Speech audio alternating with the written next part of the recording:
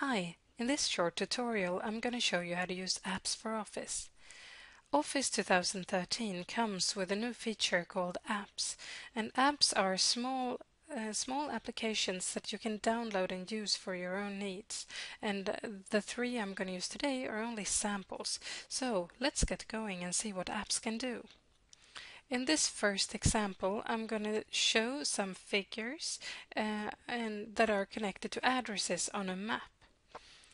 To reach the apps, I'm going to go to the Insert tab and then to the Apps for Office button. And the Apps for Office button is empty the first time you choose it, but after downloading apps, you're going to see it like I do here. I'm going to see a list of recently used apps. If you don't have any here, you can click See All. And if you click See All, you can see the apps that are currently downloaded, or select Find More Apps at the Office Store. The Office Store is constantly changing, so the number of apps you see today may be much more the next time you come here. Since I've downloaded a few in advance, I'm going to cancel this now and select one of the ones that are downloaded. So I will now choose the Bing Map app, and when I choose the Bing Map app, I will get a separate window which has a map in it, and if I enlarge this a little, I'm going to see that it wants to tell me that I have to select my data. In order to do that, I have addresses written down and some figures, and after selecting them I can choose the plot button.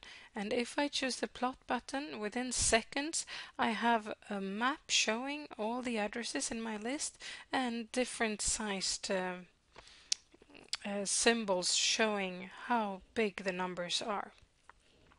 This is a really useful app for any different occasions.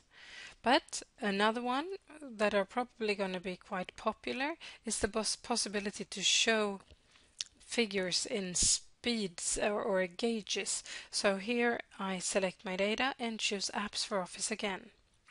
In this button I have downloaded an app called Gauge, and if I choose this, it's gonna tell me that how to do this. Every app is created by a different developer, so they will look a little different, and how you use them may be also a little different.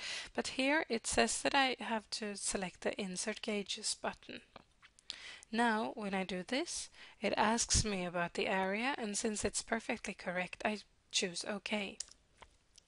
And when I choose OK, my meters are now showing my data as in a car.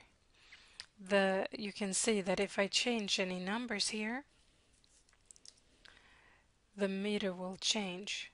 Oh, that was perhaps not the most clear example. So I'll choose a low number like 10, and this meter will, oh, that was 1,000. I choose a low number like 10, and my meter is switching to the other side. If you don't agree with what should be green or yellow or red areas, you could choose the button that are done for settings here. So if I choose the settings button, I can set a minimum value or a maximum value. I can also switch between telling which values that should result in green or yellow or red ranges, and I can even change to another gauge look if I prefer some more sporty type of gauge. The last but not least I'm going to show you may not be as fancy looking, but still really useful. In this list, maybe I realized that I would like to have my names in capital letters. In Word and PowerPoint, I can press Shift F3 to change between small caps or capital letters, but in Excel this is not possible. Perhaps I can do this with a formula, but for the average user that might be a little bit of an obstacle. So now it's time for a great app. I'm selecting my data, choose the Apps for Office button and Change Case. And when I choose Change Case, I get an app showing up in a navigation pane, and in this navigation pane I can switch to whatever look I want on my selection. when I click on change, it's going to warn me because this app is just reading what I've had in my cells and then overwriting it. So if you have formulas here, they may be distorted or destroyed. So this is useful for regular text, but maybe not for formulas. I click yes, and now my data is transformed. Let's try another one. I'll try to proper case and change. I get the warning again and I press yes.